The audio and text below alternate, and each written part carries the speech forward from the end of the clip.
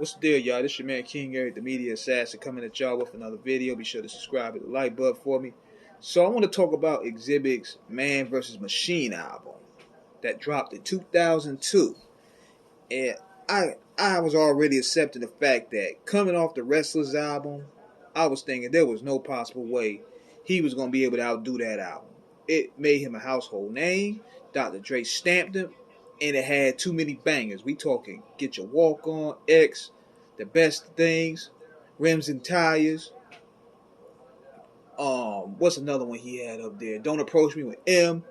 Xzibit was smart enough to take advantage of that Dr. Dre cosign, and it boosted his stock. So then, promoting the Man vs. Machine, he drops a freestyle promoting the album where he just went at Jermaine Dupri's neck.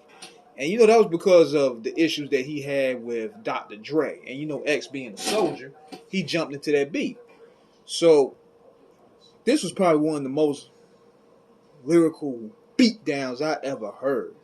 He was rapping over the grinding beat. So, this had me believe Xzibit was going to bring the fire here. But then I heard the first single, Multiply. I'm not going to lie to y'all. It was disappointing. The beat itself sounded a bit too premature for X's style.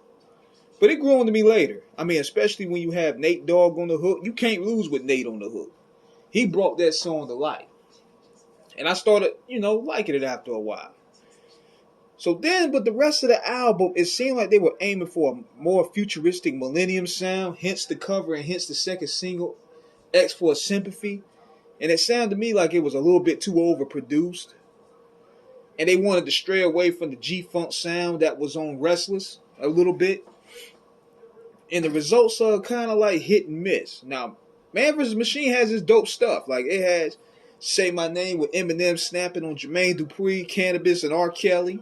We talking Losing Your Mind, which was pretty cool. It had a cool Dre beat, and it had Snoop on the hook, but it wasn't like they last joint. Be Please. It wasn't like Be Please.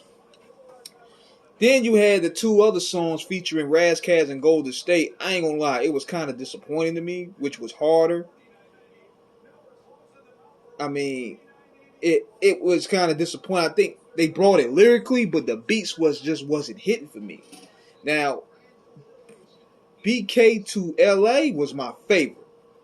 This is the first collabo with Xzibit and MOP, and you know MOP is gonna bring it. But I listened to his album many times, and I tried to like it, but it didn't really stuck out to me like Wrestlers, aside from a few songs. I don't know if it was throwaways that the production team that Xzibit chose to give him those beats, because X is clearly rapping his ass off. Like, he's rapping his ass off, but it's just that the production in many occasions came across as disappointing to me. Like, it didn't really stick to me. I mean, you had Hit You Where It Hurts, and you had What a Mess With had Watt Wider and DJ Premier, respectively, which was pretty dope. But nothing really hit me, because Wrestlers had joints.